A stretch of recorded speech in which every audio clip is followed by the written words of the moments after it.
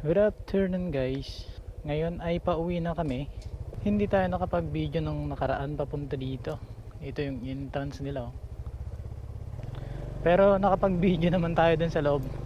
Kasi nung pumunta kami dito ay gabi na.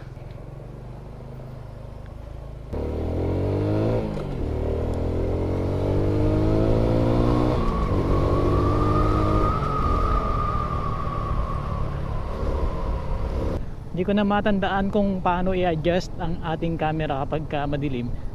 Kaya ayun, hindi na tayo nakapag-video. Pero ganun pa man, nakapag-video naman tayo sa loob. Maganda rin kasi yung lugar nila dito guys. Sa malapit sa dagat, meron silang parang pwede pang mapagpasyalan. Kung makikita nyo sa video ganyan no. Mayroon siyang daanan at napapaligiran siya ng mga punong kahoy. Ewan ko anong tawag dyan, basta mapresko sa lugar na yan eh.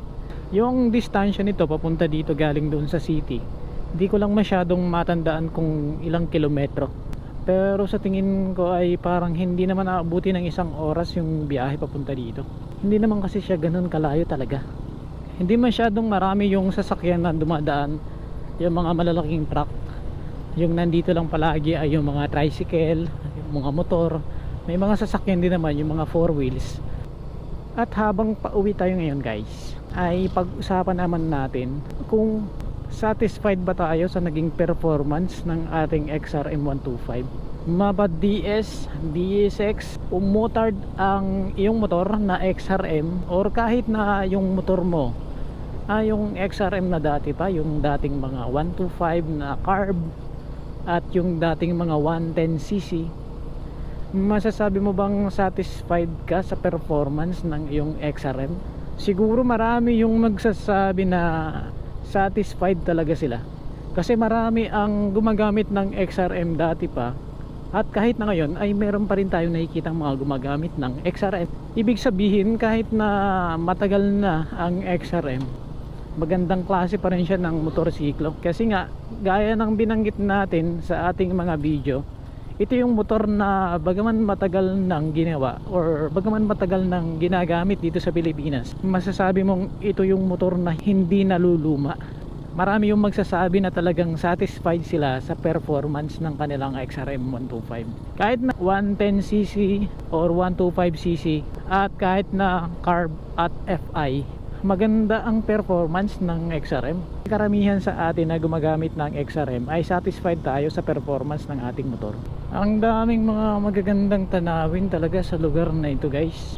Yan oh, masarap sa mata 'di ba kapag kaganyan yung nakikita mo.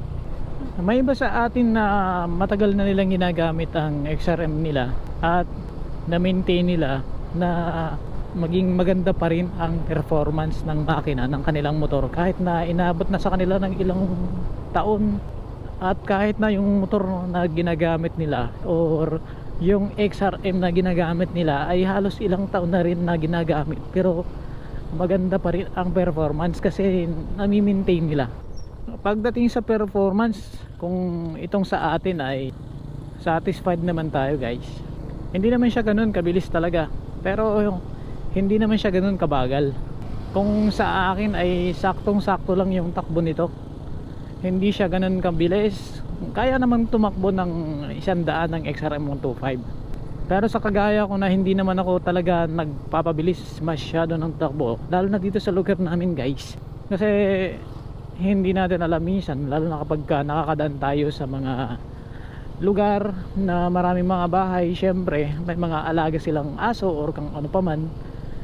Kapag medyo mabilis yung takbo mo tapos biglang may tumawid na aso, nako, delikado, di ba? Pero ganun pa man, hindi naman sa pabilisan ang pagpapatakbo natin palagi, di ba? Kahit na mabilis tayo magpatakbo, mahalaga pa rin na nag-iingat tayo, di ba?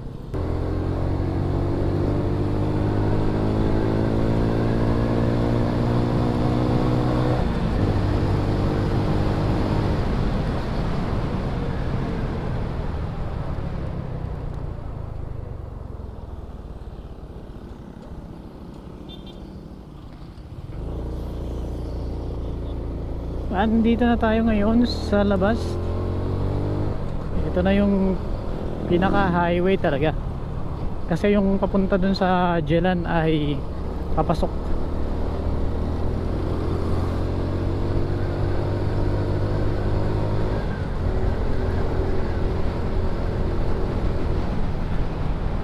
Kung sa bilis na performance ang pag-uusapan ng ating XRM 125, talagang satisfied ako dito.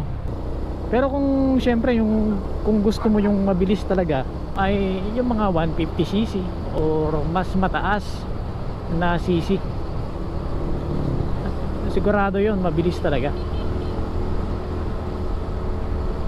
Pagdating sa performance ng makina, hindi siya maingay kahit na matagal na natin siyang ginagamit. Napaka smooth pa rin ng palo ng kanyang makina.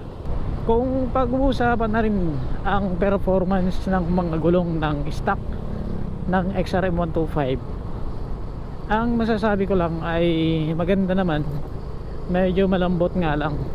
At kapag medyo matagal mo nang ginagamit, bagaman hindi pa siya ganun kanipis talaga, may pagkakataon talaga minsan na yung bang parang gumigewang siya. At yung nangyari lang sa aking gulong, kasi medyo matagal na nga pero hindi pa naman siya ganun talaga kapudpod, lagi siyang napaflat, kaya nakailang beses na rin akong palit ng interior.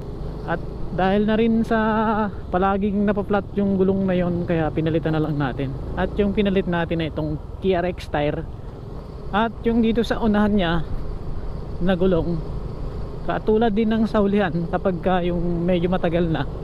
Ewan ko lang kung dito lang sa akin guys, ewan ko lang sa inyo kung ganito rin yung nangyari, na parang ang lambot ng kanyang gulong sa unahan. Kahit na medyo malakas yung hangin na inilagay mo, parang lalo na kung meron kang angkas at medyo napabigat yung karga nyo, mabigat kayong dalawa, minsan parang akala mo dumidikit yung gulong mo sa semento, para siyang naiiwan kung liliko ka papunta rito o papunta rito. Pero hindi ko lang alam kung yun talaga yung reason, dahil nung pina-check ko rin ang ating bearing dito sa unahan, sira na pala. Sabi rin ng iba nating kaibigan, ganun daw yung pakaramdam nila, kaya pinalitan nila yung kanilang gulong. Kasi kahit na hindi sira yung kanilang bearing dito sa harap, nararamdaman nila na parang flat yung kanilang gulong, dahil siguro sa matagal na, no? Maganda naman ang performance ng manubela ng ating XRM. Ang nangyari nga lang, dahil sa medyo madalas ang pag-uwi ko nung nakaraan doon sa amin, at nakakadaan tayo palagi sa mga malulubak at mababatong daanan, nasira kaagad yung ating bearing. Umabot din naman ng 1 taon. Pero kapag siguro dito lang sa city, na yung dinadaanan lang natin ay palaging ganito lang, yung mga sementado lang, siguro aabutan din ng mga mahigit 1 taon, no?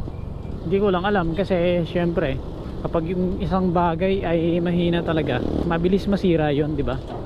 Maganda rin naman ang performance pagdating sa handling ng XRM 125, kasi unang-una na, dahil sa maliit siya, ang dali niyang iliko. At sa mga banking maganda naman, pero syempre hindi mo talaga pwede siyang may banking talaga ng pangmalakasan, di ba? Baka may slide ka. Kung gusto mo talaga siyang i-banking, dapat palitan mo yung gulong niya, yung bang medyo malalaking gulong, para maganda yung performance niya pagdating sa bankingan.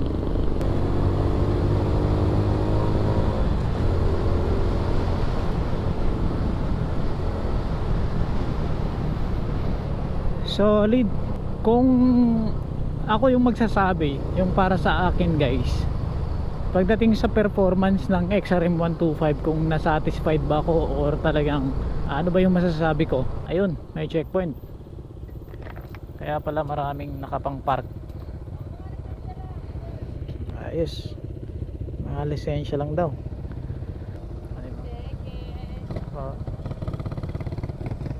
Permi ka pa nung ma'am nagaparangkas. Kung ano-ano rason mo, mapatikap, ano.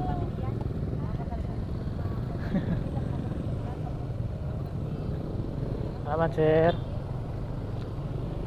At ayun nga guys, balik tayo dun sa pinag-uusapan natin kanina. Kung ako yung tatanungin, marirate ko ang XRM 125 ng sa 1 to 10 ay baka nasa 9 siguro.